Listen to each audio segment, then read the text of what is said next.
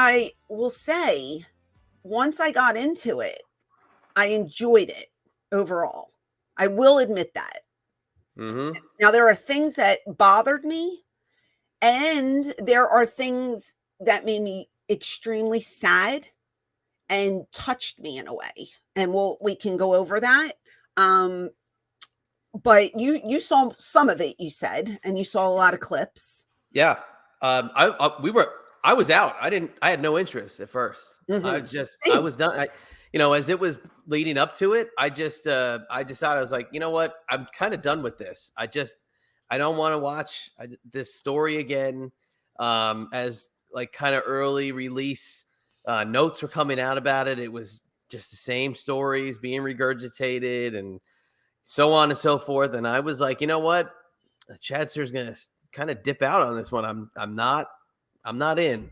But then I started to see some stuff and I was like, oh, once I'm out, of course, it always pulls me back in, as it always does. But very curious to see your thoughts. So I checked out what I could, and Okay. I got a good portion of the story, of course.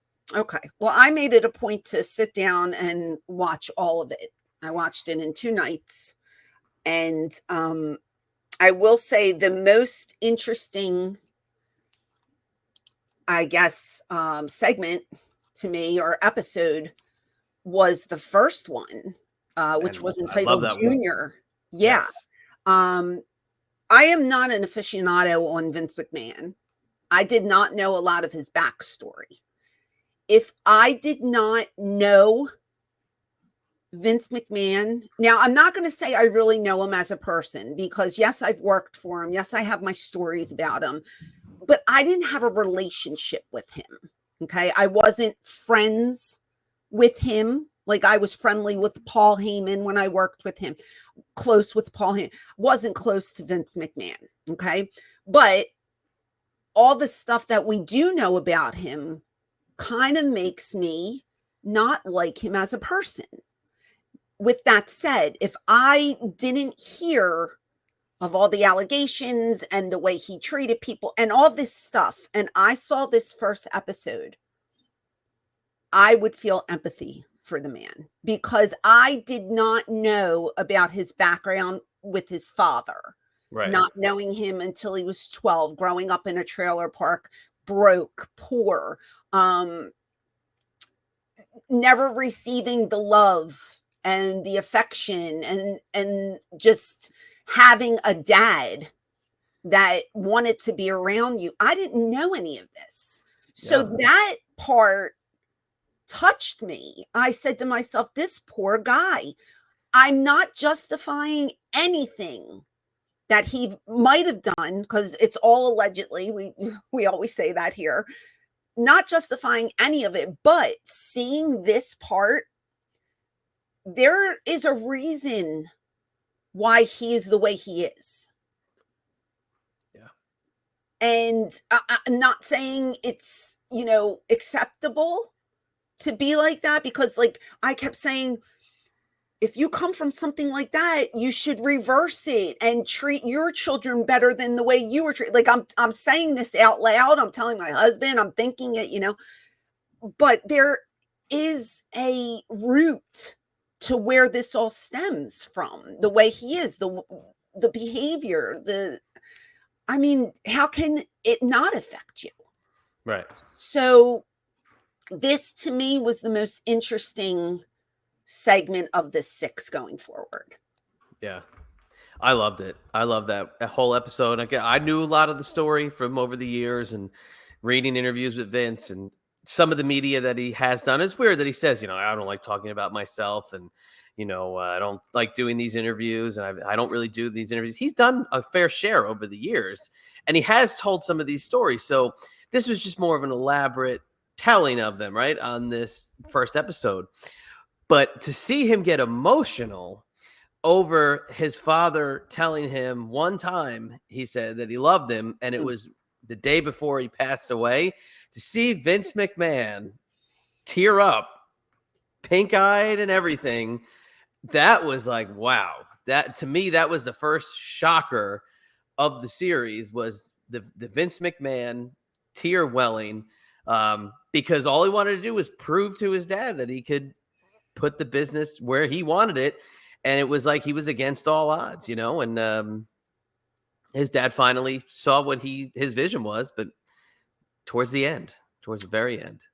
To me, he came off in this first episode, he came off as childlike. His speech wasn't that confident, Mr. McMahon. To me, he was a little more timid. It looked like he was uncomfortable at times with sharing that information, even though you said he talked about it in the past or whatever. This was a side of Vince that I had never seen before. And I mean, as sad as it was also refreshing, because you say to yourself, the guy does have a heart. He is a caring human being in some aspects. You know what I mean? You hear all this horrible, horrible stuff about him. And then you watch this first episode, and in a way, I felt bad for him. I felt bad for that little boy. Not so much the adult Vince. I felt bad for the child Vince.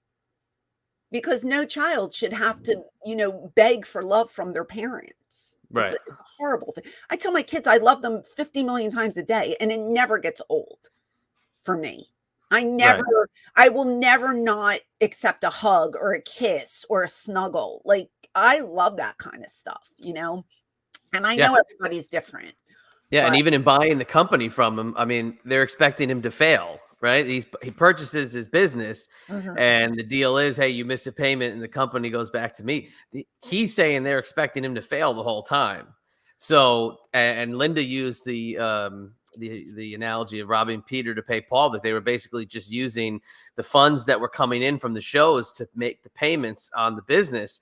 And, they would eventually lead up to starting to make the money. But, they were expecting him not to move on, and he kind of pried the business away from Gorilla Monsoon, which, again, I've heard that over the years.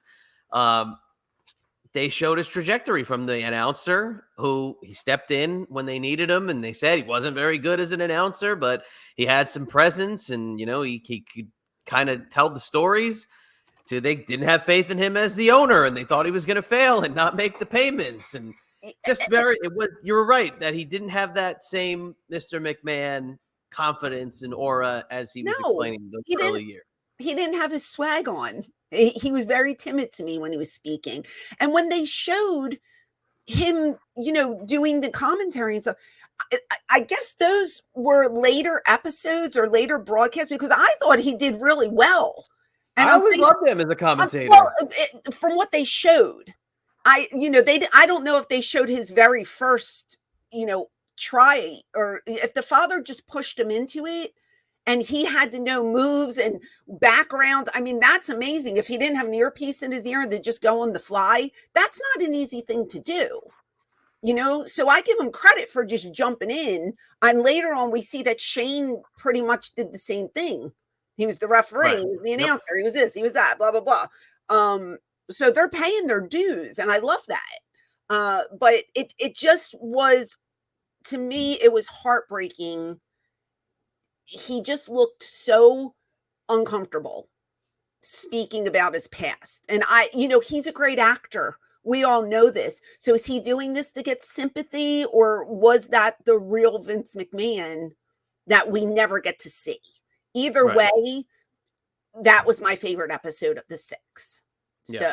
So empathy for him, felt really sad for him as a child. We all know how he turned out to be as an adult, but going back, I didn't know that stuff. So that was intriguing to me. Can I say, in episode 1, though, I thought that for all the flack he gets when we talk about him, Hulk Hogan came off amazingly. I thought this was the best Hulk Hogan has ever looked on a documentary. Okay.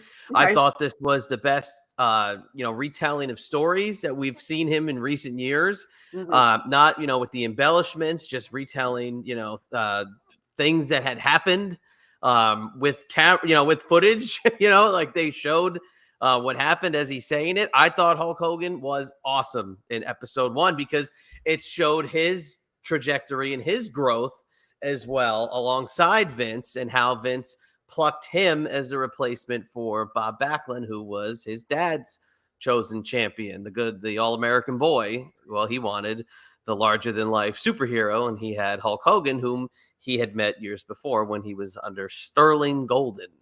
There was one part that I caught Hogan in a lie, and I can't remember off the top of my head because everybody else said something different than Hogan said. And damn it, I wish I would have wrote it down. I don't. Well, if it was followed by Tony Atlas, I automatically will say I'm on Team Hogan. Well, let me tell you something about Tony Atlas. I thought he came off the best. See, I was complete opposite. No, I thought Tony was extremely honest with his answers because it seemed to me like everyone else was kissing ass.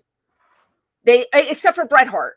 Bret Hart, which we predicted. We've noted from episodes past that he does not care anymore. He's just whatever. But I think Tony, to me, was the straightest of shooters. He told it like it is. If you watch every single episode, there are instances where people give answers and Tony's just like, this is how it is and blah, blah, blah, and did not agree with the rest of the cast. So I thought that Tony came off the best out of all of them. The one instance I guess we can mention later on that where he did give his best answer. Okay, well we can bring we'll hit on that. But but that was where, when they did play the different people, I'd love to see which one you meant, because I thought Hogan was great. I thought everything he said was awesome in that first episode. I'm not saying he wasn't a good interview in this. I think there was one thing where I said out loud that was bullshit, and I can't remember. Damn it, I should have wrote it down. I can't remember what it was because I had heard different. Maybe as we're recapping, it'll pop up in my head. Quickly, what did you think about when they went over the Stossel and the Richard Belzer incidents leading up to WrestleMania 1? Okay, so John, I remember that happening. And I remember the slap. I didn't know about like the lawsuit, how the lawsuit played out and stuff, but I do remember that happening. Belzer, I didn't know that he literally fell and hit his head and was bleeding. So that was interesting to see because I had no clue that even happened. Because again, I wasn't into it back then. Yeah. So I wouldn't have watched these late night shows to see him on there because I wasn't a fan. But when they showed the clip and the blood was on the floor, I was like, holy crap. Yeah. That's crazy. But looking at it, if they looked at it through today's eyes, right? If that was to happen on TV today, I don't think that the WWE would lose that case because he takes that fall so poorly on a stage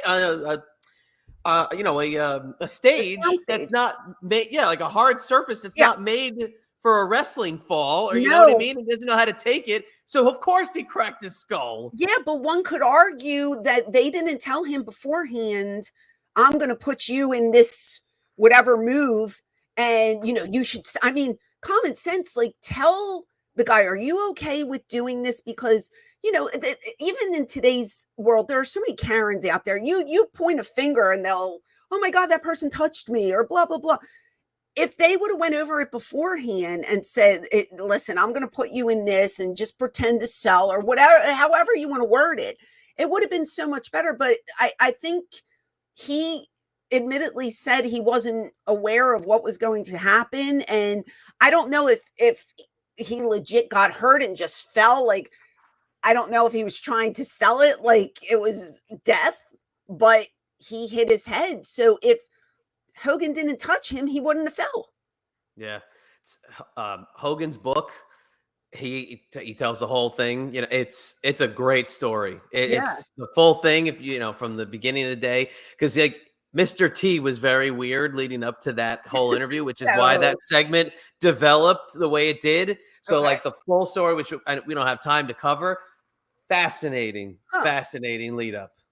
Okay, maybe that's a future YouTube gimmick we Yeah, can to do. watch that whole segment. If we watched the Stossel incident and that one back to back, that would be a great future episode. Make a note right now. I will, absolutely will. Okay. All right. So the first, like I said, the first episode was entitled Junior. Now the second episode, which was a good one, was entitled Heat. Yeah. In which they talked about, getting heat in the wrestling business and a work and a shoot and what, what Mr. McMahon, the character, portrayed. And it was funny because was this the one that they were just everybody was saying he's not like his character, and he said he's not like his character, but then everybody's like it's pretty close to his character. In Heat, I think that's how, yeah, because they were starting to show a lot of the backstage stuff. Okay. With that one. Yeah. So they talked about Vince's reputation, the scandals, in the media and stuff like that. And I found this to be interesting as well.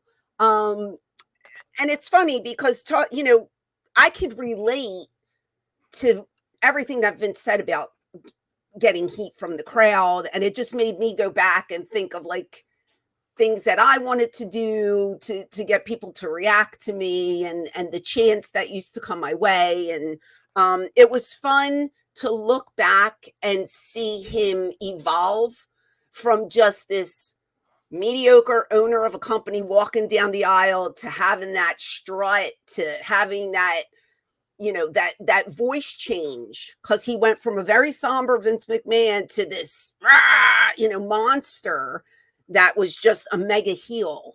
And I don't know, I gravitate to the heels myself. So I've always been a fan of heel Mr. McMahon, but it was fun to see the evolution occur.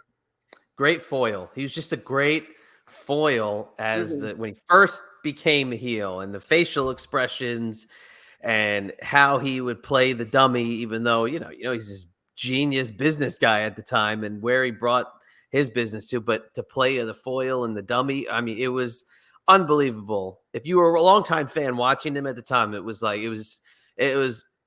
can't miss television.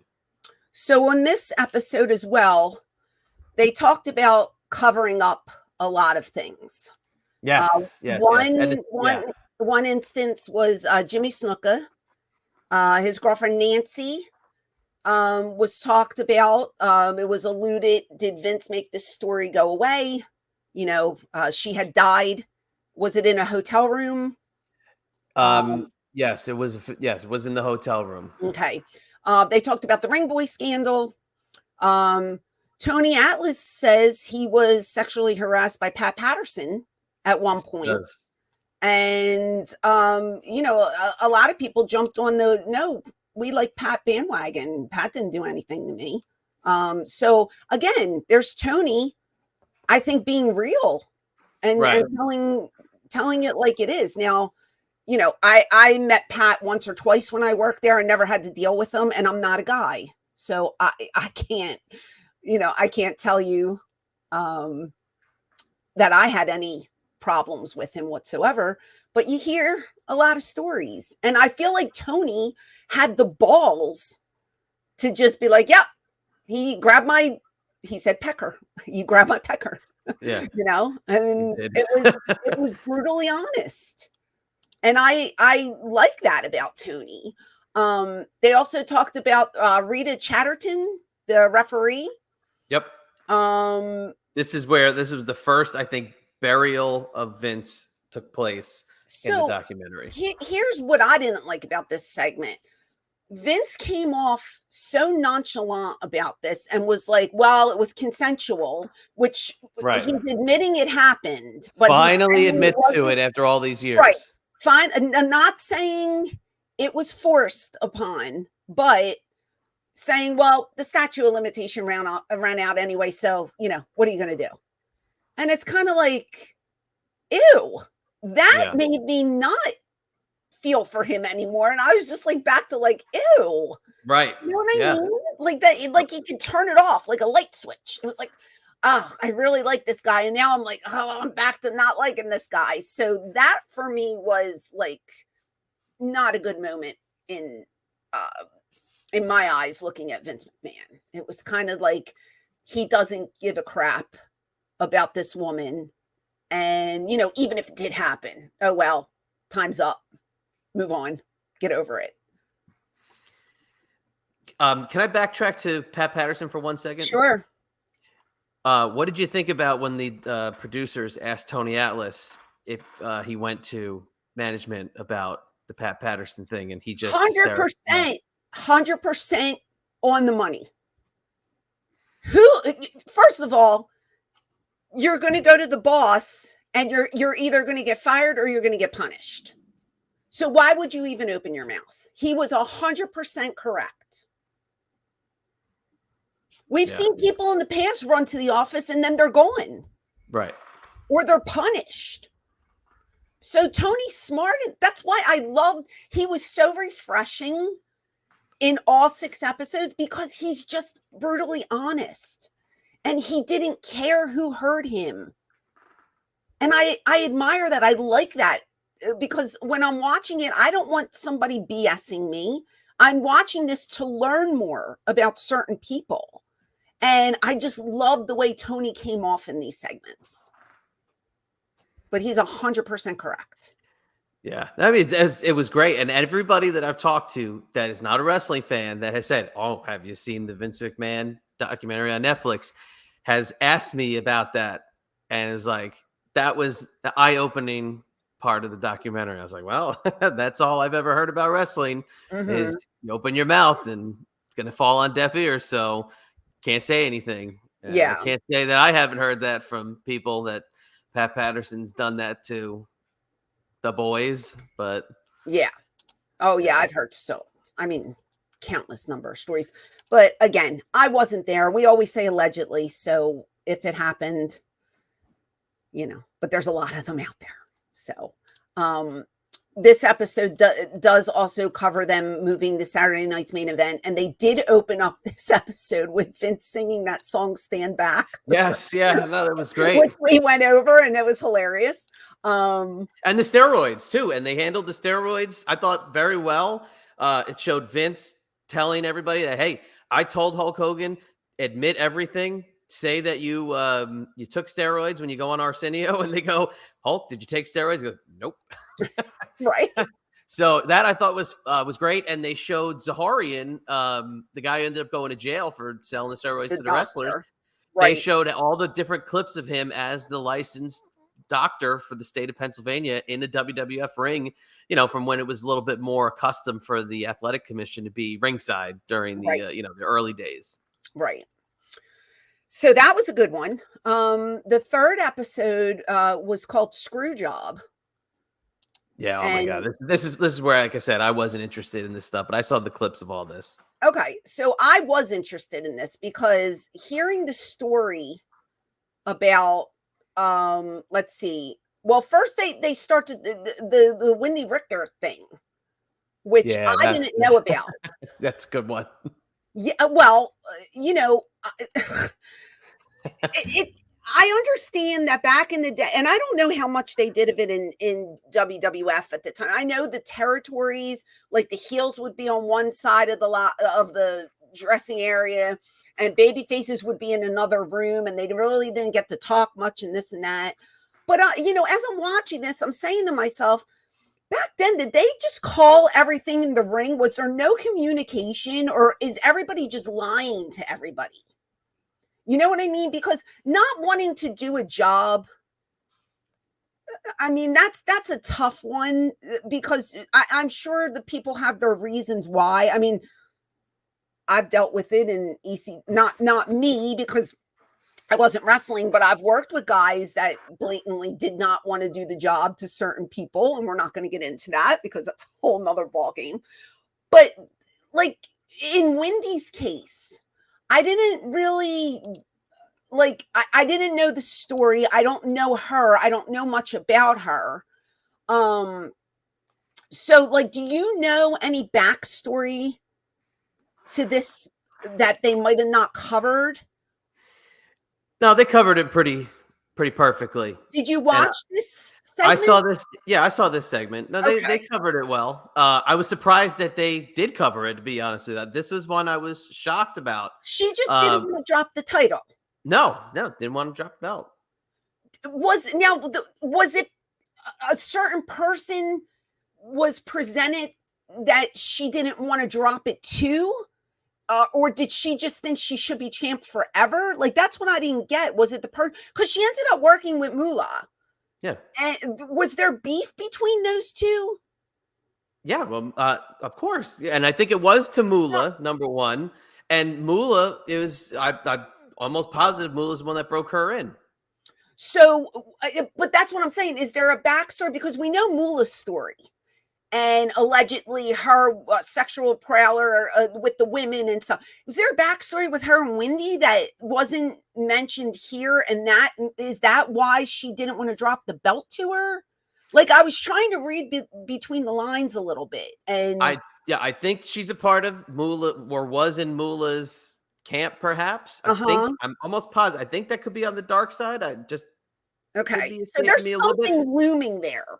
But if you're Wendy Richter in 1985 and everybody's making money hand over fist and you're the champion, why are you don't want to lose the belt? Hogan's not losing the belt. You know, Hogan and Piper are going back and forth, and Piper till the day he died. That was the argument, you know. If Hogan just dropped the belt to Piper and they swapped it back and forth, maybe the business even goes further, right? The money just keeps going up. Well, she doesn't want to drop the belt because that was what it was all about. The champ makes the most money. I don't So know. that was her feeling. But yeah, her Moolah, you know, was a tried and true soldier of that McMahon guard. So we're gonna put the belt on Moolah because everybody knows Moolah. Moolah was in the cartoon, just like Wendy Richter was. So we'll trade the belt back and forth with Wendy Richter and Moolah.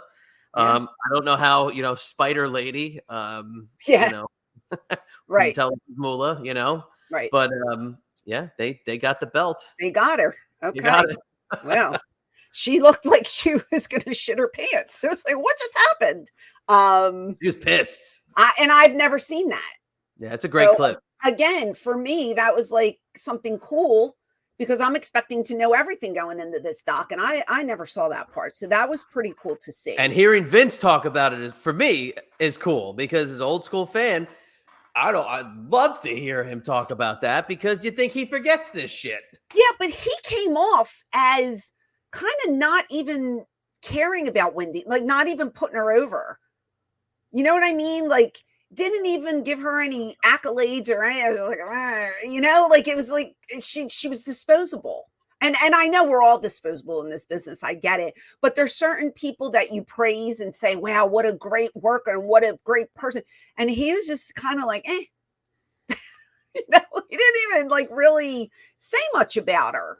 Yeah, I don't think she's been very favorable to him. Okay, well then there's a backstory. She was one of the people that like I always said, I didn't think they were going to pad this with the people that don't really like Vince. You know, the David Schultzes and the Nailses, if you can say Nailses of the world.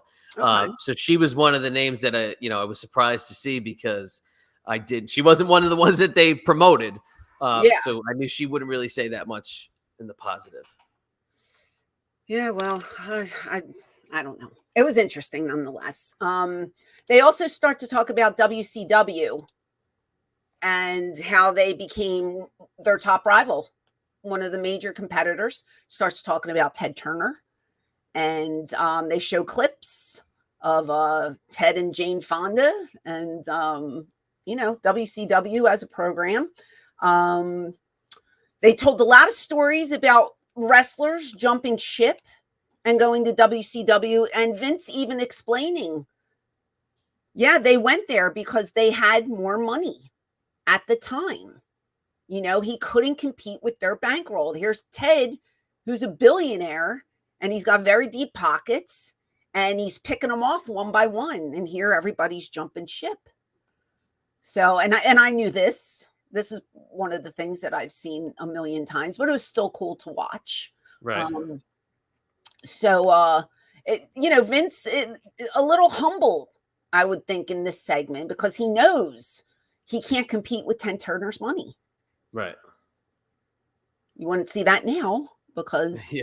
you know, he's like the biggest game in town. But then um, it wasn't that case. And they also start covering Bischoff, which Right. we get our first taste of. And I loved seeing Bischoff do the interview in 1990 and try to, I Yeah. didn't know that. There's Yeah. another tidbit I didn't see. And I it's had like, mentioned that months ago. I don't remember you saying that, but it's funny. Is your hatred for Vince McMahon or your, your competitiveness because they didn't give you that job? It's like, no. But it was funny to see him try to get a job there. And my goodness, if he did work there, how different things would have been. Yeah. Imagine that. How crazy, because I'm assuming he would have, went up the ladder in the WWF, and maybe we could have saw the NWO in WWF Possibly. instead, you know? There was also the billionaire Ted, and Oh, the goofy segments and yeah, yeah, and getting to see Ted Turner, love it. see, and I mean that's another thing I never would have He imagined they loved had that. it. Yeah, he loved the He billionaire was Ted laughing skit. like a hyena. It's like, wow, what a good sense of humor this guy It's great. has. It's awesome. So, yeah, that was pretty cool to see. Yeah, they talk about the NWO a lot, and then they ended with the Montreal screw job, which now I have always heard stories about this, but I've always heard them second, third, fourth hand. I've never really watched an interview from Bret Hart Mhm.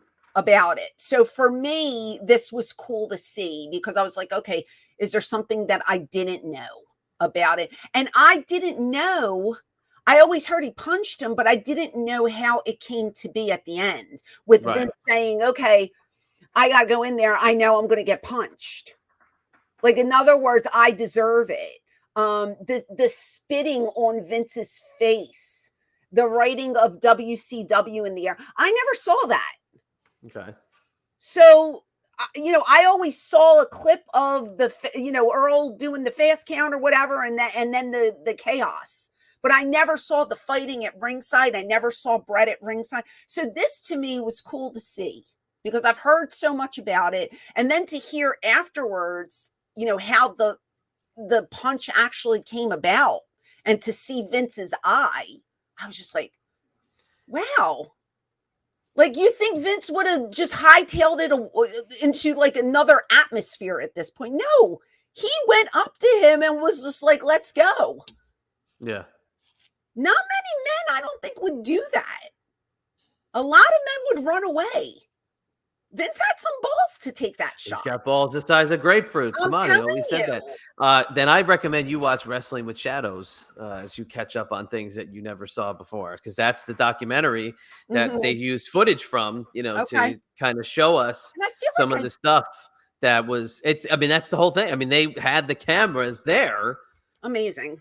that showed us Amazing. everything. Yeah. I just was like, wow, that's pretty cool. But for me, it was something new. So I don't know. But now we're getting into episode 4. This is about the Attitude Era. So it started. This is when he actually transitions into Mr. McMahon, and they start to talk about who he liked as a child, growing up, and his favorite wrestler was Dr. Jerry Graham, Yep. who I didn't even know who he was, to be honest with you, Yeah. and how he emulated some of his traits into his character to become Mr. McMahon. So that was interesting to me because I never knew that. Never heard of it. Talked about the Attitude Era that I can remember. And I really liked watching Undertaker's take of things. I thought he was honest. Not as honest as Tony Atlas, but I thought it was refreshing to see and I never really came across the Undertaker too much, but when I did, very nice. And that was few and far between times, but he was always a very nice gentleman. You start to see Paul Heyman a lot in this episode. And I turned to my husband and I said, Paul is one of the most eloquent speakers that I have ever heard. Everything that comes out of that man's mouth is like a promo. It's just like no no pauses.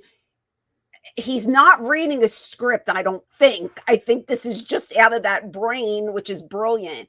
And he's just going off and giving thoughts, and I'm just looking at him and I'm like, wow, what a talker.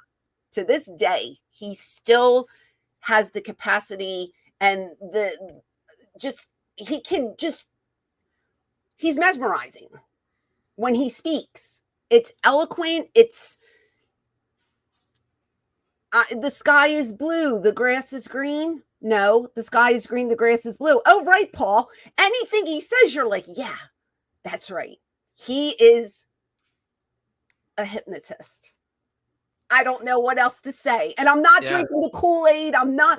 Listen, I know him. I'm looking for it. Where's the Kool-Aid? No, he's a phenomenal speaker. He should be a public speaker, like a promotional speaker, like go to schools or do after this is done. He's got the gift of gab, man. And that's why he's in the position that he's in. He is one of the greatest talkers in this industry, bar none. Whether it's a scripted promo or thoughts off the top of his head, that man can talk. I just had to put that over because I haven't seen him talk in a minute. And by God, he was just blah, blah, blah, blah, blah, and I was just like, is this off the fly? Did he make notes? Because if he didn't, he's just brilliant. Come on. Well, let me make this point about it. I actually felt he was the guy who came off the most like his character on this. I thought he was more like Paul Heyman, the on-screen character, than anybody else who was on the show or the documentary. All the interviews, I thought we got more of the wise man, Paul Heyman, than we did Paul Heyman, the Paul Heyman. But again, maybe that's just me looking a little too much. Well, for something. I can say this. You don't know Paul personally. But this is exactly what I was about to say. This is how Paul will speak. You know what I mean? Like this Paul, I don't know. Like I can see similarities between Paul the person and Paul the character. Just like they were talking about Vince. Are you that character? And Vince saying, I don't think I'm that character. And everybody saying, yes, you are. He's exactly that character. I see Paul Heyman as I see the wise man or whatever the hell they call him. Like that. He's always like spoke like that. You know what I mean? Yeah. When he talks to you, it is very intense and it is very deep. And he leans over and he looks into your eyes and he has this sense of control over you. And you're just looking at him like, oh my God, it's amazing. I'm not going to say what power he has over people, but he is such a good speaker. He's well-versed. That you're just going to take in everything that he says and you're going to question yourself at one point. That's what Paul does. I'm not the only one who says this about him. Everybody says this about him. A lot of people will say he's a bullshitter. You know what I mean? Like you have those people who are not Paul Heyman guys who don't like Paul Heyman. I'm not going to sit here and trash Paul. I've never trashed Paul because guess what? I wouldn't be sitting here without Paul. All I'm saying is he has the power of the gift of gab to just convince you of not even doing things that you don't want to do, but just convince you, yes, you are a good worker and here's why, and giving you this, that, and the other thing. You know what I mean? Like he's just he's a good talker. And he came off brilliantly every time he opened his mouth. He just did. I'm sorry. I'm not drinking the Kool-Aid. I'm not kissing his ass. It's just watching this, I don't know, performance, if you will. I just thought he came off very well. Again, not Tony Atlas refreshingly, he came off company to me, like a company guy, but he just was eloquent and he made so much sense with what he said. Mm-hmm. Yeah. So makes sense. No, again, and I just felt like it was a performance. Okay. And it was over the top, to trying to be too much like the character. But again, you made the point that I was going to say. I don't know the man, and that could be exactly how he is. And times when we have seen him where the curtain's supposed to be down, like in Beyond the Mat, sounded like how he was in Beyond the Mat when they were interviewing him, right? That's the only thing I can really see where, all right, this wasn't him.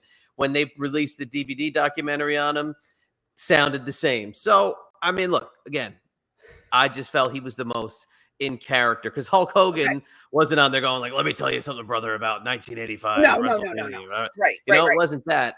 But, we can obviously go into a little bit more as we start to get deeper in, because we're not done. But no, there was a lot to cover in episode 4. They talk about ECW. They talk about Steve Austin, the evolution of Steve Austin, and how he, came to ECW, and Paul knew he wasn't going to be here for a long time, but man, was he going to utilize him as much as he could. And we saw some clips of him and Mikey. Did you ever think when he stepped on your white shoes that those clips would be used no, 25 years later? For those who don't know, I had bought new sneakers that were pure white, and Steve came and stood next to me in front of the monitor, and I don't know how I must have said, hey, do you like my new shoes? And I said, don't scuff them. And he stepped on them on purpose and started laughing. So that was I had to bring that up. Sorry. My Steve Austin story. Wasn't hateful or malicious, just being Steve. But anyway, continue. Yeah. So we see Steve, we see Steve and Mikey in the ring. Then we see him emerge into Stone Cold Steve Austin, the impact he had on WWE, their fans. They showed Mike Tyson. And the funny part about this was Stephanie McMahon saying, oh, was he, I don't want to use the word, but was he arrested for what's another word I can use? Sexual assault? Is that a good one? Pretty much. I don't even know what to say anymore. I don't know. Something that wasn't against somebody's will. Something against a woman. And apparently, like, if you hire someone, shouldn't you know their background? It was pretty well publicized at the time. Did she not know? Which I just laughed at that. I was like, okay. This is where Vince starts saying that it bothers him that people think he's like his character. So then you get Bischoff saying that he was Mr. McMahon before Mr. McMahon was Mr. McMahon. That Mr. McMahon bit the character from Eric Bischoff because Eric was the boss, and he did admit Vince McMahon did it better, but he did it first. And then Vince goes, okay, so I did it better. And that was that. It's like mic drop, It's a great, he's not wrong. I mean, Bischoff was awesome when he first turned heel. Good. I loved him. Yeah, he was great, especially because he was this little runt with these big guys, and he was the executive trying to fit in with this cool group. He was awesome at the NWO. Yep. The Rock comes into the picture, they start to cover his entrance into the business, go over his family legacy. Shawn Michaels talks about how women were portrayed. Not good. Not being portrayed. And there's a million stories about Shawn Michaels and women, but, as he states, I was a prick back then. So, I mean, take that as you will. But the women portrayed in the Attitude Era, not really good. And I think I was in one clip in this, when they showed. Oh, you are? So I didn't see that. Then. Yeah, when they showed ECW, and I'm pretty sure it was just, it was just me being pummeled by two men, so to speak, which was awesome to watch. But yeah, that's pretty much it. Then I'm sorry, Bret Hart. Bret Hart talked about Owen, and he said something to the effect of, he thought Owen would be punished because of him leaving. Yes. Let's do this. let's pause on that. Let's do a cliffhanger and pick this up for another episode. Okay. Yeah, because we can run. So let's do that. And let's do the next episode this Thursday. What do you say? Yes. So we'll do the next 100%. one Thursday. Okay.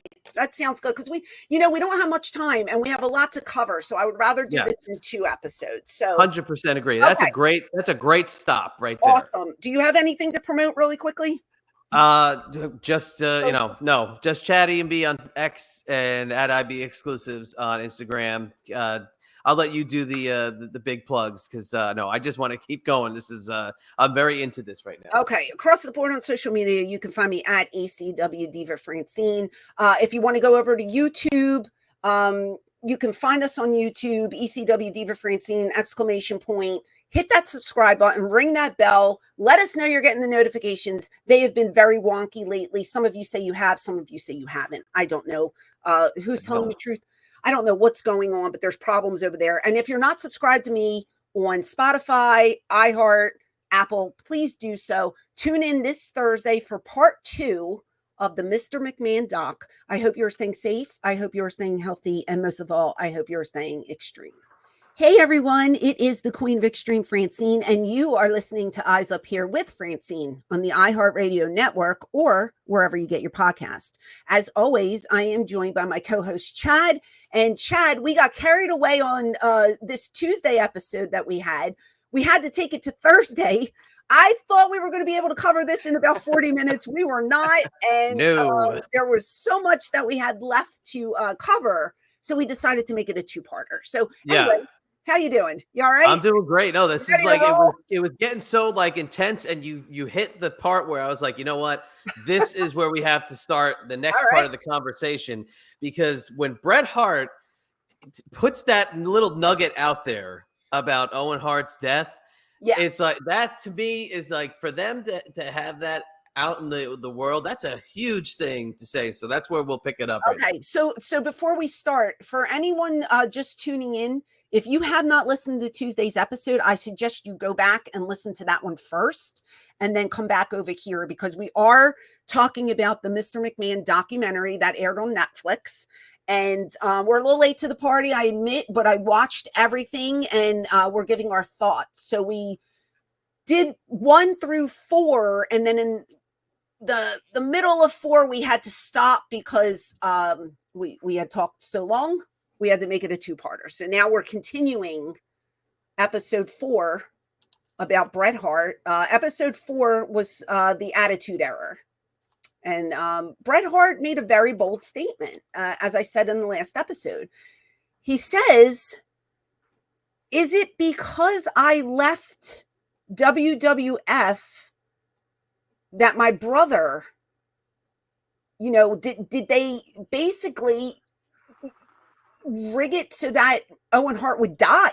He's insinuating that the cause of death was by WWF because he walked out, and which I thought was ridiculous. Yeah. Revenge. Like, is that revenge for me?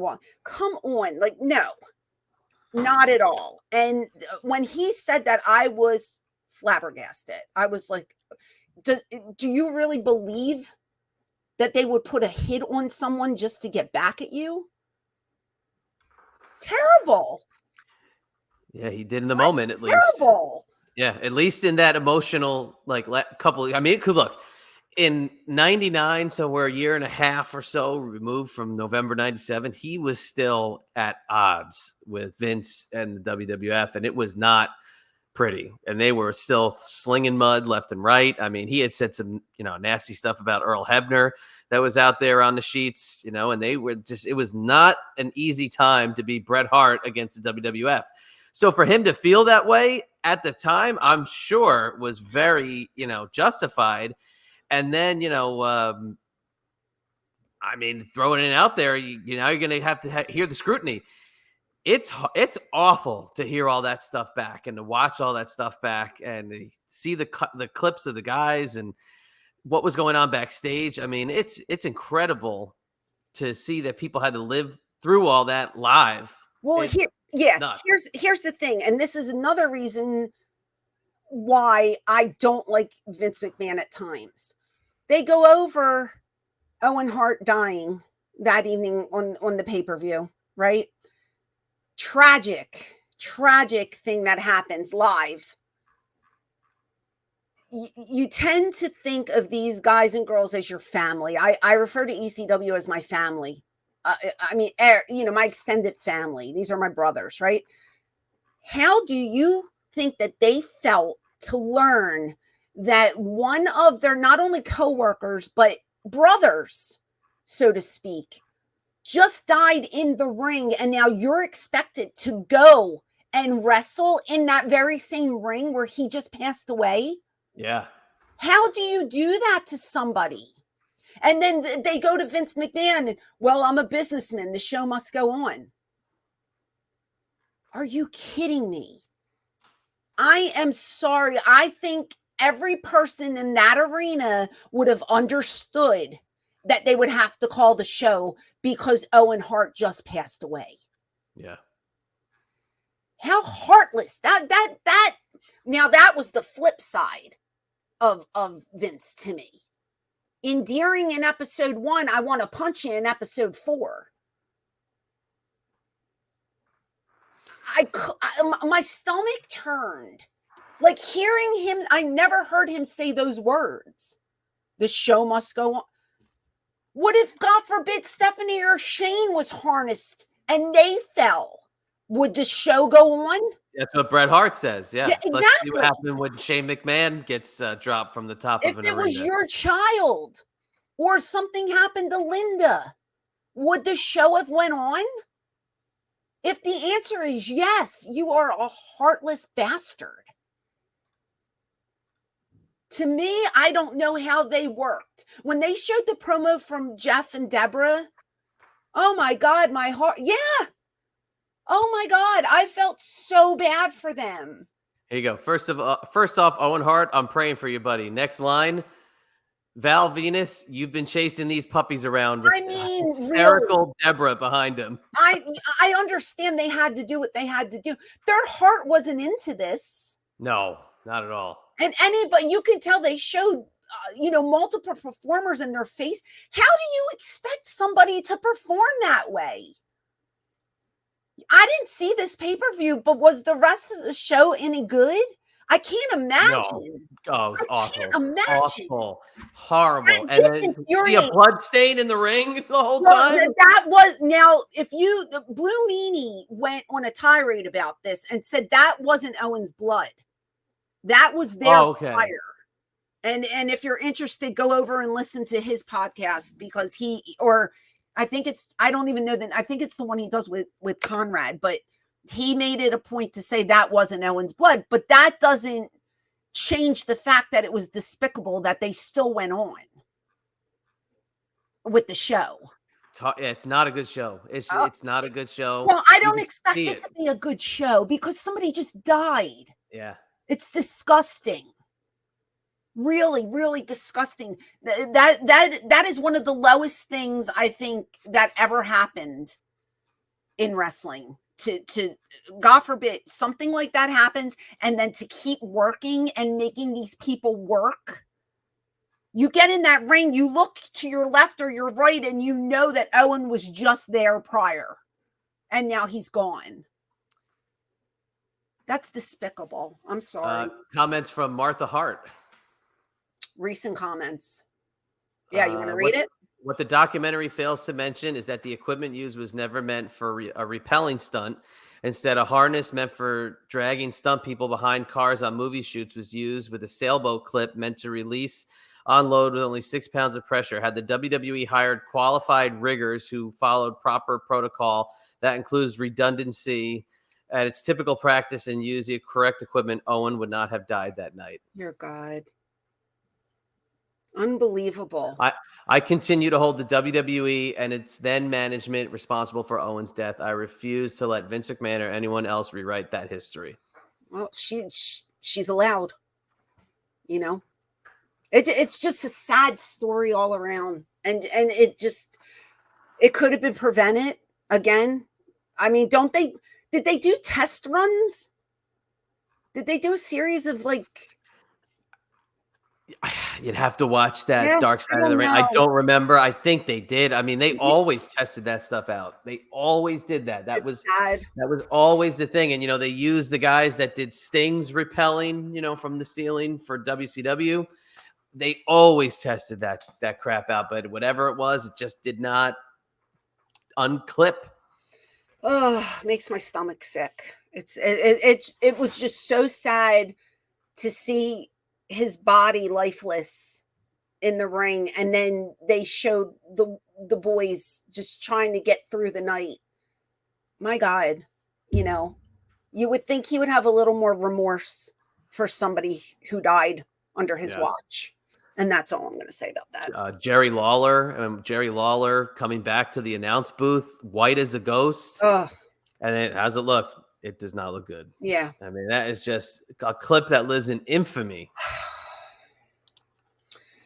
All right. We will go to episode 5. Do you have anything else to say? What else can you say? Okay. Let's go to episode 5. Episode 5 was about his family. You get Paul Heyman talking about Vince's childhood again. He does allude to the fact that he might have been abused by his mother. Yeah, that's been said before. In many different ways, not just physical. Right. Which again makes you think if he's suffering sexual abuse, just regular abuse by beatings or whatever.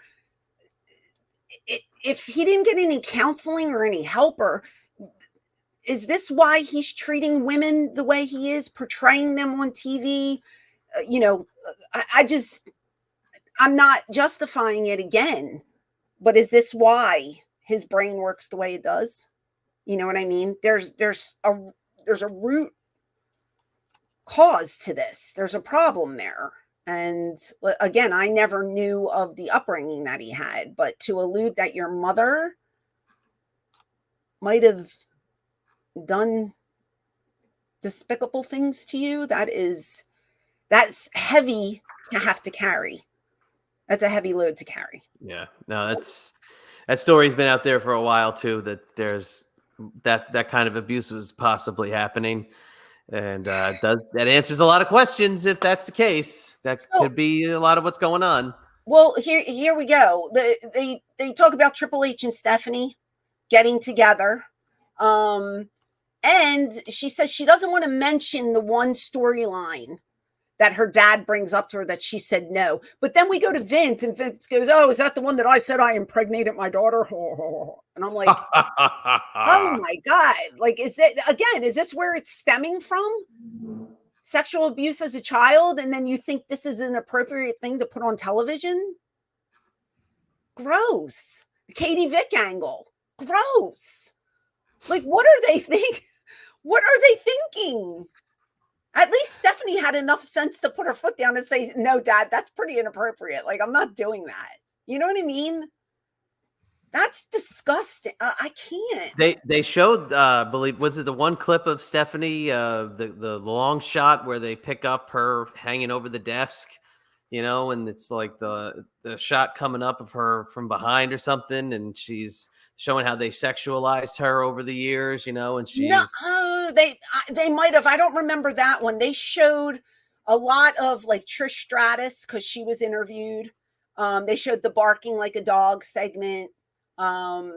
Stacy Keibler with her legs open and Vince's head between.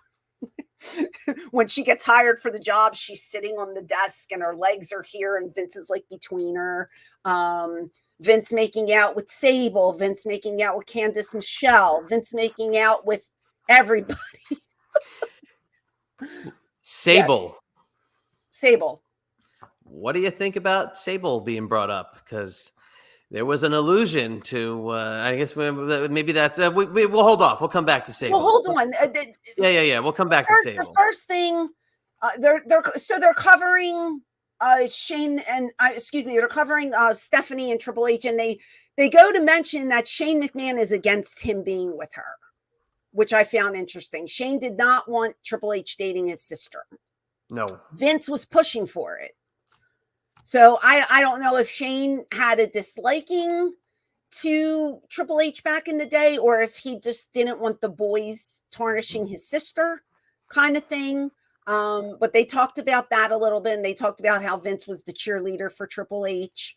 They talked about Linda and Linda not liking performing. She said she was the worst out of the four. She didn't want to be on camera, but Vince thought it was important, even though she wasn't the best at acting. She was part of the family, and it was important to have her, in the storyline. And they showed when apparently Trish Stratus drugged Linda, and she was pushing around in the wheelchair, and then them making out in front of Linda, and Linda saying, well, it's part of the story. It's heat, blah, blah, blah. And everybody was okay with it. So let's roll with it. And it's just like, okay.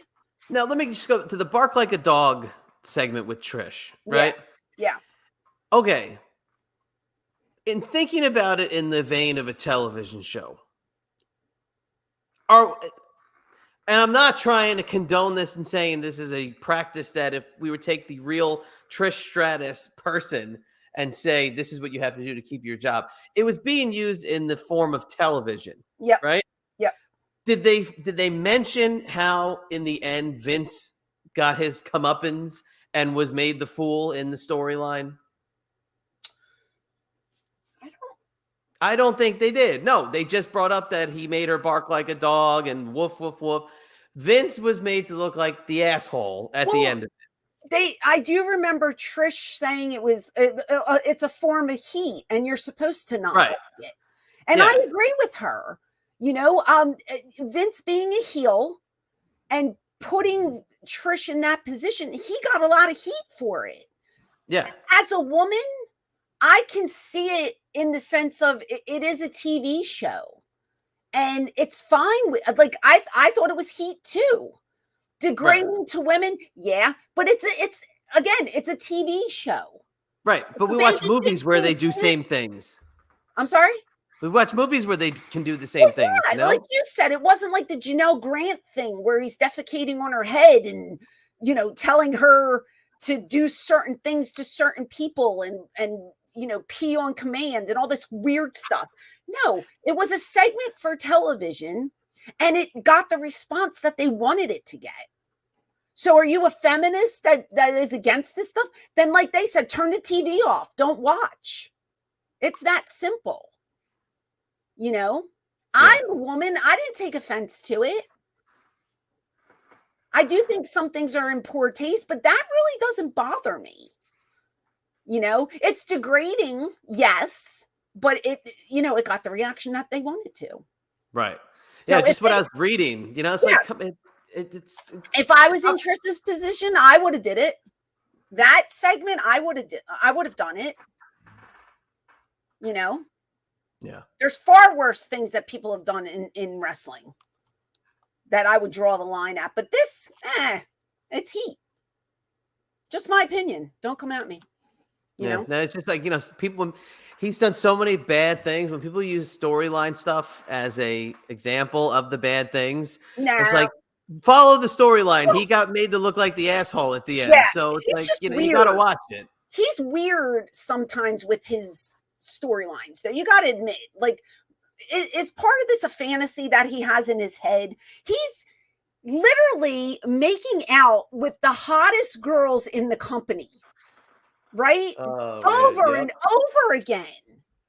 He's booking this. Do you blame him? He's got that power. You either make out with Mr. McMahon or you're out the door kind of deal. And his talent relations guy is finding some of the talent too.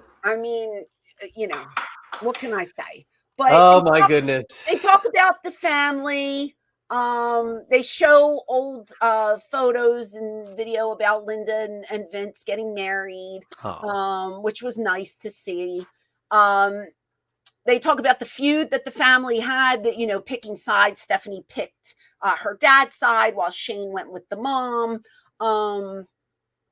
Then they get into Sable. This is where they get into Sable. And Vince goes to say that he doesn't remember much about the lawsuit. Do you believe it? Because I don't. He remembered Rita Chatterton and that it was consensual from He did. 1985. But he doesn't remember about Sable, which I thought. Could it be because of Sable's husband? Well, they alluded to, like, could this be a real affair or was it just a storyline? And Vince, and I'm like, what? I've never heard of them having an affair. Have you?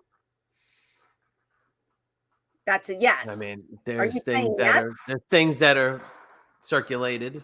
Okay. I've never read anything. I've never heard anything. Again, I must be the naive one between the two of us because I don't hear anything. You're the one who gives me all my gossip. So if you heard something. Chad still hears a lot of things he doesn't say. Allegedly. See, this is the partnership that should not be, because if you do not share with your man, there's stuff I can't say. I'm sworn to secrecy. Yeah, sure. Till the end. There's there's stuff you could never tell me. Stuff I can't say that I read on the internet. No. You know I have friends. I don't, and they've told me stuff I can't share ever. All right. Well, Vince doesn't remember about the lawsuit. And he looked a little pissed off while he was talking about it. And it was weird, so to speak.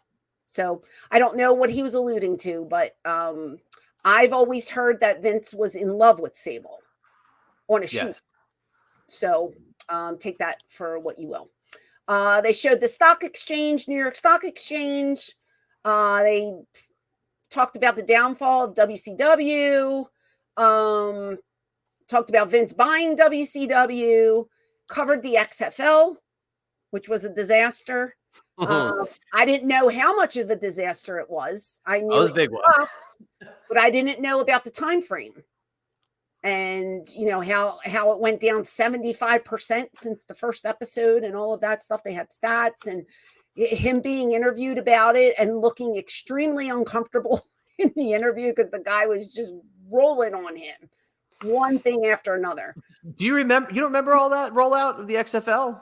No, because it was around the time of ECW going out of business. I didn't really pay attention to the XFL. I knew it was a football league. When football wasn't around, that this came up, but I didn't know like what it was actually, or who was involved. I just knew it was Vince's thing. Oh man, what a cluster! Yeah. I recorded. I still have it on tape. I transferred it to DVD. The first pregame show and the first broadcasted game that they had on network TV. They have JR and Jerry Lawler doing play-by-play of one of the games. They have The Rock doing the intro to the kickoff, right? They have Jesse Ventura as a color commentator on one of the other games, right? It is a WWF at the time show on turf. It's like, it's so bad. If you're a football fan, you're trying to watch it. But JR called football legit. So it's like he knows what he's doing, but it's like the B team. It's like watching like high school kids play professional football. They were showing clips, and every clip was somebody missing a ball. Oh, so bad. Throwing a ball, bouncing off their head, trying to catch it. They missed the play. Like they were basically saying everybody sucked in the league. Yeah, like it was for football players who could not make it anywhere else. Right. Yeah. It was like amateurs. I loved it because Opie and Anthony did the pregame show from New York. So I recorded it because it was like getting another Opie and Anthony show. But even they talked about how shitty it was. Okay, yeah, it's great. It's such a time capsule if you look back at it. Yeah. So they showed that, which again I didn't know anything about it. And Bob Costas is just saying the F word like crazy. He was great. He was great. It was pretty funny to see him. They talked a little bit about them losing the WWF, the rights to use the initials to the World Wildlife Fund. And what else? Talked about John Cena. how John Cena's character wasn't really going anywhere, and he was on the verge of getting fired. But then he was on a bus one day going to a show, and there were a bunch of guys in the back of the bus, and they're rapping. And John's like, well, I'm going to go in the back of the bus. And he starts freestyling, rapping. Little did he know Stephanie McMahon was on the bus. And Stephanie says to him, do you want to do that on television? And John's like, hell yeah, I want to do that on television. And that saved his career because he was on the chopping block. Yeah. So that was an interesting tidbit. Yeah, he was horribly lame before that. I mean, his character was so bland. He was the prototype. But not well, he was prototype in OV-dub, but when they brought him up, he was just generic John Cena with your local sports teams colors. Whenever he went to if he was in Philly, he had the green and white tights, and he was in New York, he had orange and blue tights. He was so generic as just John Cena. It was awful. So yeah, that was quite the transition. Right. And then they talk about Vince declining to buy the UFC at the time, which he totally should have bought it, but whatever. He didn't think it was a big deal. And then the final thing about this episode is Shane leaving WWE. They did show a promo about Janelle Grant's lawsuit at the end of this episode. So again, Shane McMahon, my favorite McMahon. Always was, always is, always will be. I should have worn my Shane McMahon jersey that I have from one of You have a Shane O'Mac jersey? I do. My husband bought it for me. Oh, wow. Look at you. Shane O'Mac. I think it's the one little arm thing. I think it's the one from one of the pay-per-views. I think there's like Here Comes the Money or something's on the back of it, but it's the cool one that buttons down the front like a hockey jersey, but it buttons. It's a baseball jersey, I guess it is. Are we going to do the breaking news when he debuts on AEW or what? Oh my God, when is that? I've been waiting with it's coming. It's coming. It's definitely coming very soon. Well, I can't wait for it to come because I'm like I'm chomping at the bit to see him there. The last episode was titled The Finish. And it basically covers the last 10 years and Vince leaving. The first thing that they show are clips from WrestleMania 23, and they show Donald Trump. They show a lot of Donald Trump. Of course. And let me tell you something. Whether you like him or not, he was pretty damn good in the world of professional wrestling. He was. Much deserving of his Hall of Fame spot, don't you think? That was a great angle. It got a lot of eyeballs. Him and Vince had a great chemistry. He threw a mean slap to Vince. Yeah. And can't take a stunner, but no, but he got to shave his head, which was cool. He got to shave Vince's head, but no, he every time he bought Monday Night Raw later on. He was I thought he was always good. Did they show the clip of him and the Boogeyman? I don't think so. They showed they showed a lot of like the bald. It was like Vince was in front of a picture of Donald Trump bald, and then Trump was in front of a picture of Vince bald. And then they did the face off, and then they actually showed a little bit of the match, and then they showed him shaving his head. There's a segment that maybe it's WrestleMania before, perhaps, but there's a segment that Donald Trump does with the Boogeyman. You know, when a Boogeyman does like the creepy pop up from somewhere. Yeah. The comedic timing is out of this world because Trump does like one of those like looks at him, Boogeyman has to like scurry away because he does like, it just, great. I'll send it to you. It's very funny. Okay. All right. So after they show this, they show the storyline about Vince wanting to die. And when he gets in the limo and they blow the limo up, right? Yeah. And then it's like, okay, they show like a visual and a candlelight thing with Vince's picture and deceased 2007 or whatever it said on it. But then that had to halt because Benoit, the stuff with Chris Benoit happens. And at first they do a tribute show because they didn't know the details of what happened. But then as the story breaks, turns out we all know the tragedy. Chris, Nancy, and their son died. And the story is told that it was Chris taking everybody's life and then taking his own, which is horrible, absolutely horrible. So, Vince didn't want to go that route with, killing himself. So they had to backtrack, do something different. I was at the show where they played the Vince graphic. Were you? Following the explosion, and it was such poor taste while it was all unfolding. It was, I mean, everybody hated it at the time. Nobody liked the storyline. Nobody liked the angle. The biggest thing to come out of it was that Paul London got a ton of heat for smiling during the very somber, the very somber walk Vince had to the limo, and Paul London was standing there, big grin on his face. But I remember it just like people were booing the graphic when it popped up. I mean, it was such a stupid angle at the time. Yeah, made no sense because he was going to come back. Like it was one of those things where we're starting to get like ridiculous what they were doing with Mr. McMahon, because it's like, what else could you do with him? He's already like lost the company 10 million times. He's fought every babyface as the evil owner of the company. Now he's dead, and now he's gonna come back.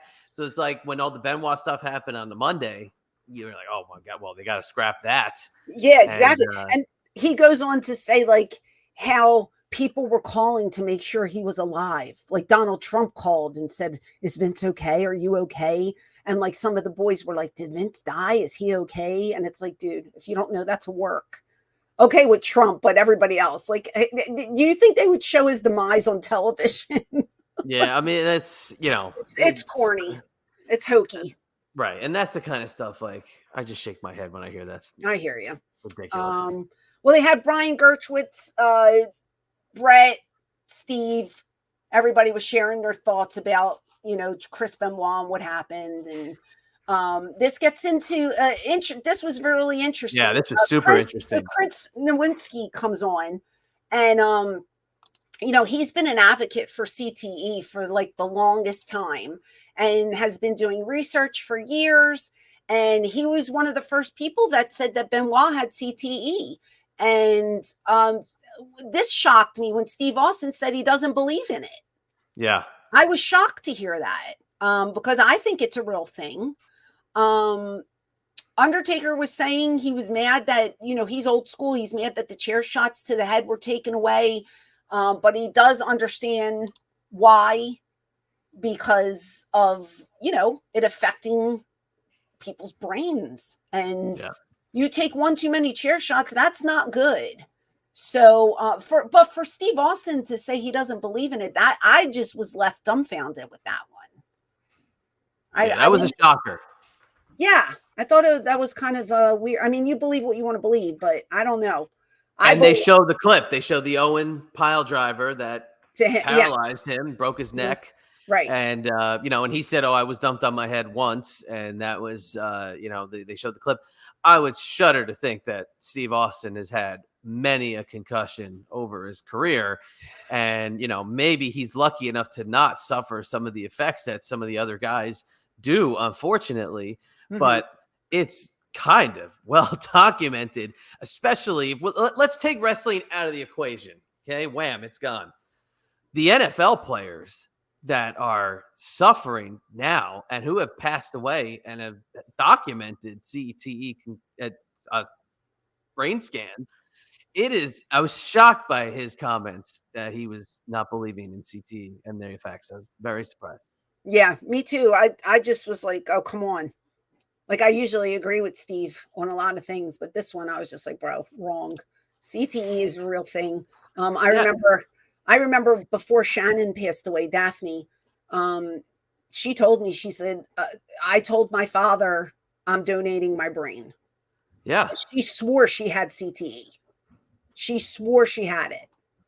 I am not sure if they ever went through with it. But I remember her telling me over and over again, I have CTE. I know I have CTE. And I'm just like, ugh.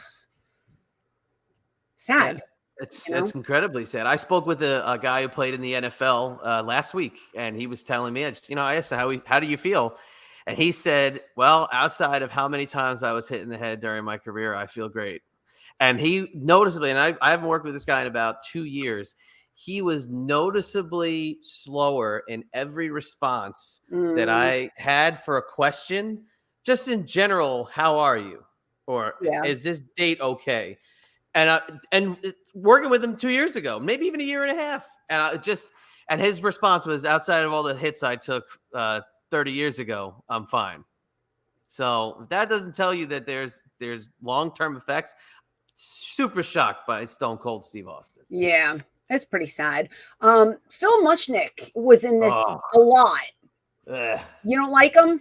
Hate his guts. Wrote my senior my senior year in high school, like, dissertation on how much I disliked Phil Mushnick. Okay.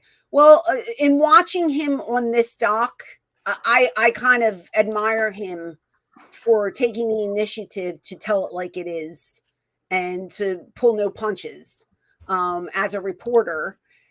He just talks about the quality of life changes he's seen in wrestlers over the years. And it's true. The older we get, we're decaying faster than the normal human being. It's trauma on the body. I don't care how many people say, well, you go to wrestling school, you learn how to take a bump. I don't care if you learn how to take a bump. Taking a bump is not normal.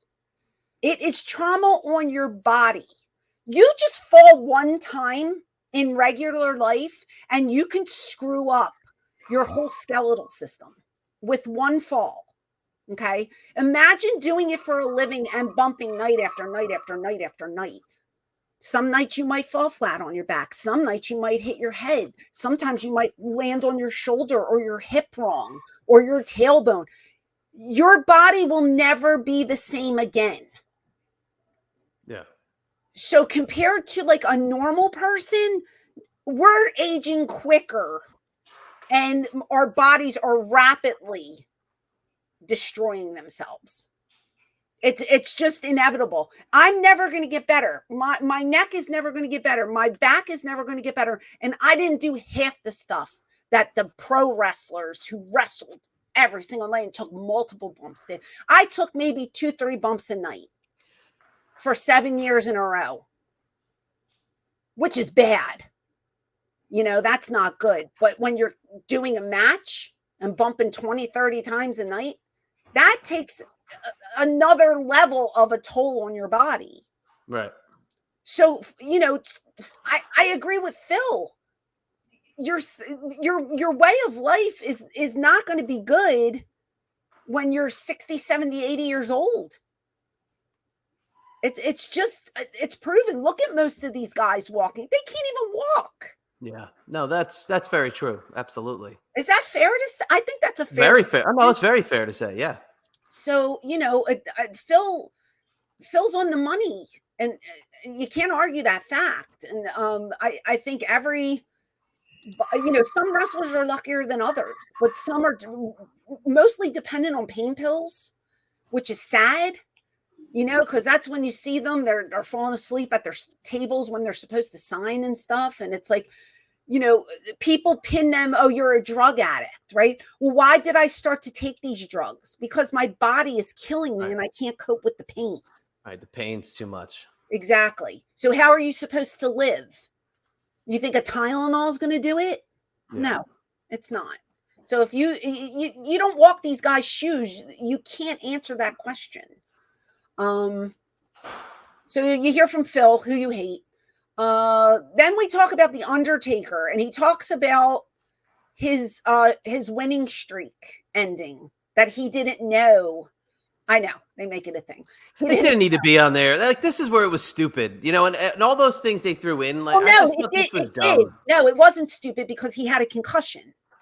Okay, that part, yes. That's where it ties in. He had a concussion, and he still went, I think he said like 20, 25 minutes afterwards, and he doesn't remember any of it. Okay, yeah, that part makes sense. The concussion, but then Vince says, well, he was traumatized by losing the belt. That's why he didn't remember, not because he had a concussion.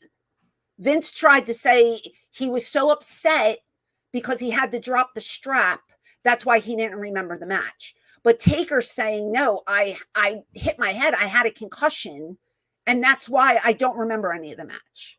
So they're talking about CTE concussions. So yeah, it did have. Okay, so no, I'm confused with another part then. Okay, but hearing Vince saying he was too traumatized to remember, too traumatized by the winning streak coming to an end by losing. Are you serious? You can't admit that the guy had a concussion? Does he think Taker was lying to him? Wasn't there medical in the back telling him, yeah, you're concussed. You have a concussion. If anybody was as loyal a soldier to him, it would be him. It would be Undertaker. I think you'd listen to what he was saying for sure. Oh my God. So then they say how they have to go to PG programming now. They talk about the women's revolution for like a minute. And then they showcase Shane McMahon coming back to WWE after several years of being away. And he gets to work with Undertaker at WrestleMania 32. Then Taker says he would take a bullet for Vince. And it is very clear that this was filmed. They keep saying this was filmed before the Janelle Grant incident. So it's like, okay, you would take a bullet for him. Would you take a bullet for him now? Is anybody's opinion different now than it was when you sat down and did this interview? I mean, I listened to a lot of clips that are out there from Undertaker's podcast, and I don't hear him speak any differently. Okay. About so he's remaining a loyal soldier, but how about everybody else? I'd venture to think that, I mean, John Cena, being very busy. Well, John Cena's back kind of, doing his retirement thing. So but Cena publicly said, he felt for Vince McMahon and what he was going through, and that, he's there for his friends when they need him, and right. Blah, blah, blah, blah, blah. So why would he say any different? Like I just said, he's back with the company doing his whole retirement thing. He's still, when you think Vince McMahon, the first thing you think of is WWE. Even though he's not physically a part of that, company anymore, he's still going to be a name associated to them. So I don't think anybody that is involved with WWE is going to talk about him negatively. I think fear-wise. Or anybody who thinks they can get a Legends deal, or who think they can get something from the company. You know what I mean? I think the people who are vocal just don't give a shit. And are telling it like it is because they don't care. They have nothing to lose. There's no dog in the game. Right. If you have something to gain from it, then you have to watch your P's and Q's, because you still have a McMahon there, kind of, sort of, through Triple H. Right. We saw Stephanie pop up. Is she going to come back at some point? We don't know. No one knows. So I feel like if you work for that company, you have to dance around the subject. And right. That's why not a lot of people are going to talk about it. But it's just funny because all of these, these interviews were done before the news came out. So you have to keep that in mind. Vince was asked if he would retire. He said no. Everybody else said they'd never see Vince retiring. What does it go to? Him retiring in 2022, only to come back in 2023. And then they interviewed Bruce Pritchard. And he feels like they look back on the whole doc, and Bruce says it's a hit piece just to make Vince look bad. And then he goes into what Vince did for his wife when his wife was sick. And I get that. I get that Vince was good to him. I understand it. He has a different relationship with Vince than a lot of people do. So I can understand the loyalty. Mm-hmm. But there's got to be part of you, even if you don't want to say it publicly, there's got to be a part that says this behavior is not right. Right. But can he say that publicly again? No, he cannot. Even though he might think it. He can't say it. I mean, don't you even think McMahon questions what he did? Do people who commit crimes show remorse afterwards and realize what I did was wrong. Some do and some don't. Do you think Vince McMahon has a conscience? Do you think the power hungry maniac who ran that company has remorse about how he treated some of the employees, some of the boys, some of the staff? I don't know. I don't know that person. But I get where Pritchard's coming from because he has that different relationship. So after they talked to Bruce, they say 2 days after that the interview was filmed, all the details of Janelle Grant's lawsuit become public. And then they talk about Vince's legacy in the business. This was again in 2021 and 2022. So you would come to think, would they answer different now? Is his legacy tarnished because of everything that popped up, all that we know now? Does that take away from what he did for the business? My answer is no, it doesn't. I separate the two.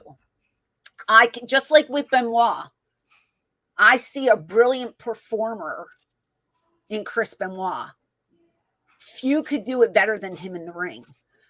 As a person, it was terrible what he did.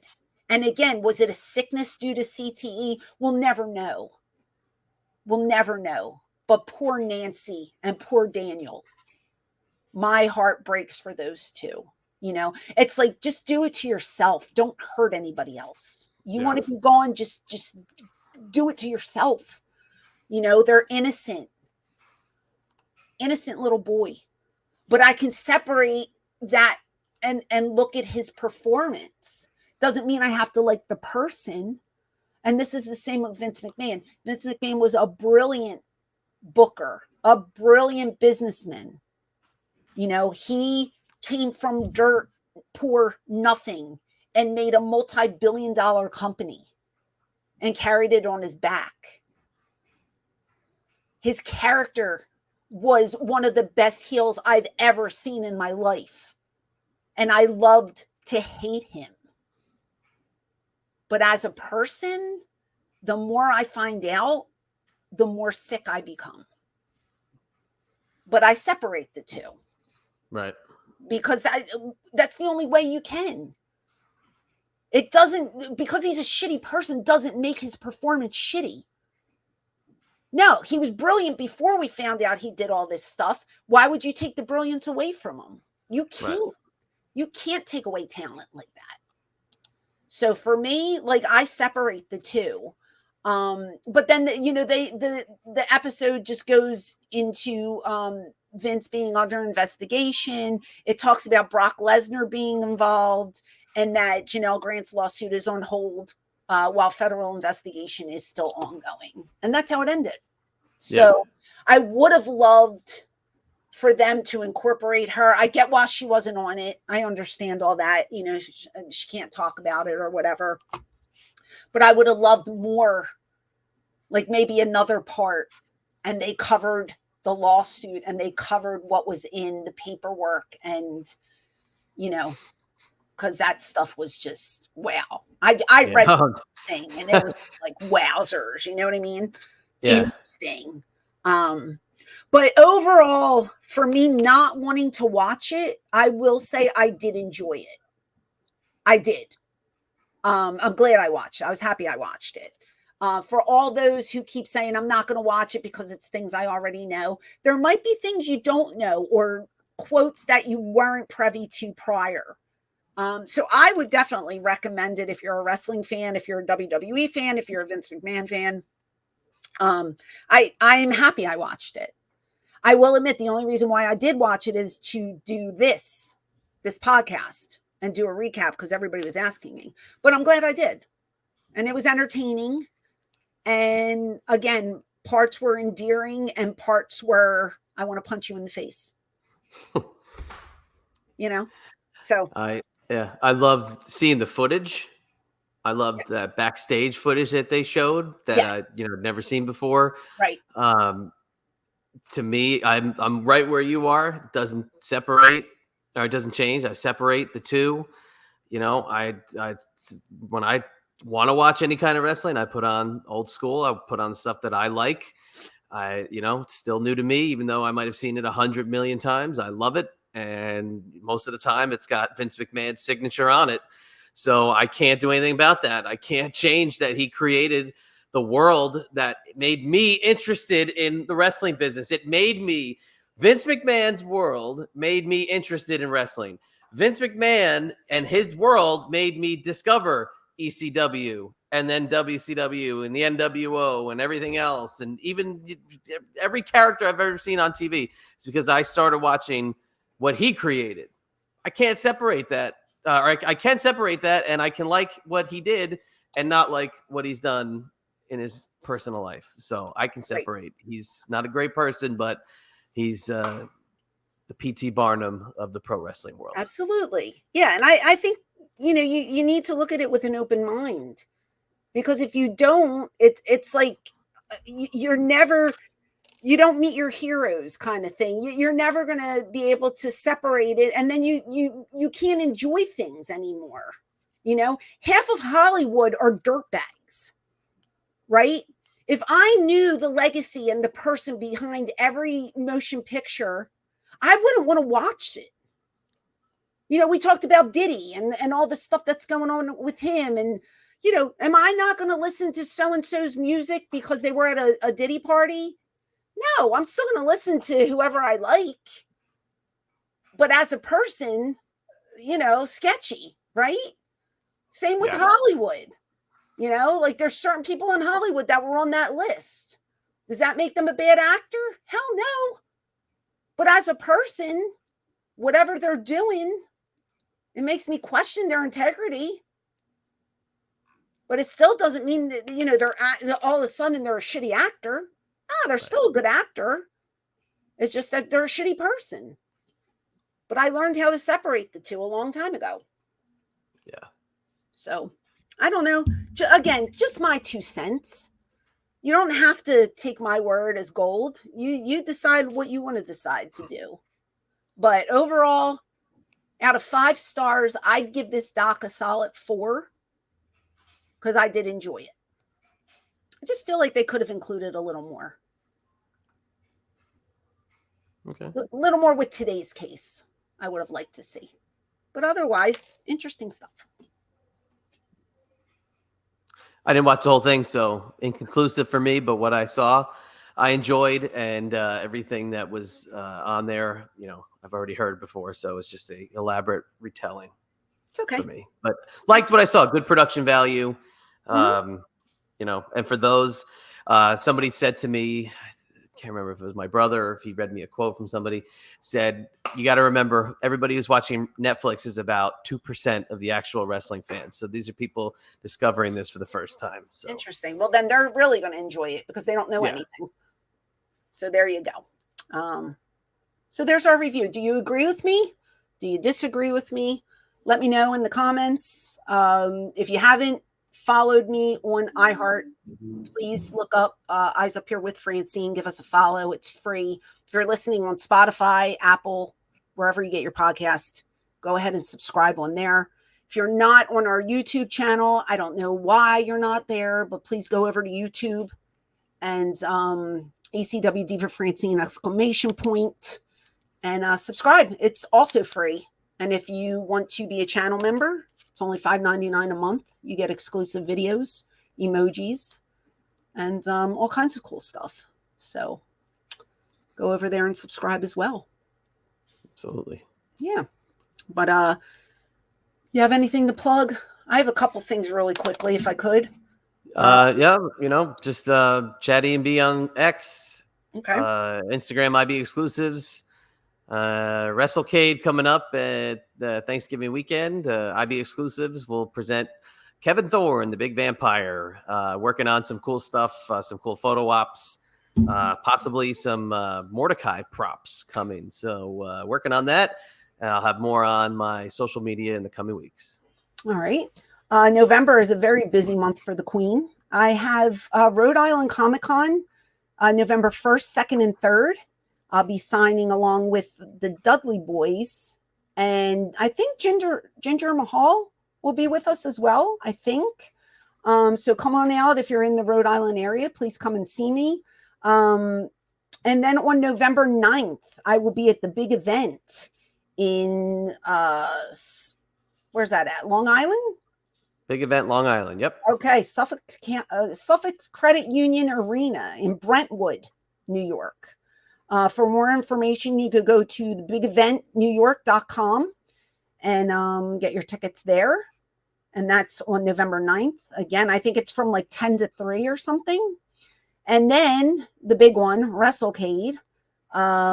This is November 29th to December 1st. I'll be there that Friday and Saturday in Winston-Salem, North Carolina. Shane Douglas and I will be kissing babies, signing anything you bring us, and drinking cocktails. So come on out and see us then. And across the board on social media, you can find me at ECW Diva Francine. I hope you're staying safe. I hope you are staying healthy. And most of all, I hope you are staying extreme.